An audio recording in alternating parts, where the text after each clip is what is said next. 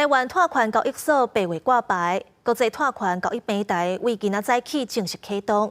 目前国内碳权的价数一吨是美金5块到15块。 企业的代表为官员手上接下碳权收买证明，宣告国内国际碳权交易平台正式启动。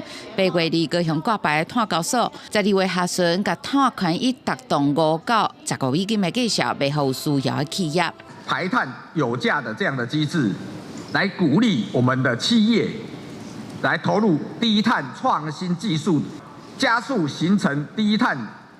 新兴产业聚落的形成。碳交所邀请环境部、经济部、国发会等机关的首长参与，做伙伫倒数声音当中启动交易平台。国发会主委龚明鑫表示，有需要买碳权的企业，唔免搁到国外去买，省下贵33的手续费，已经甲替交易的品质挂保证。我们才是真正的有认证的哈，不会受骗的哈。这个现在骗子比较多。Anyway， 环境部长薛富盛搁一届有个。 在遴选碳费汇率审议委员会，汇率希望伫明年第一季来公布。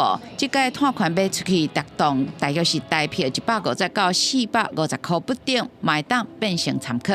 事实上，价格也应该会是一个很好的一个参考的标准。 包括台积电在内各6间企业第一届来买国际碳权交易平台，买方以本国法令为限，卖方会当是外国或者是本国的法人。交易的时间是平日的下午9点到下昼3点半，交易单位是1吨二氧化碳当量，交易的货币是美金。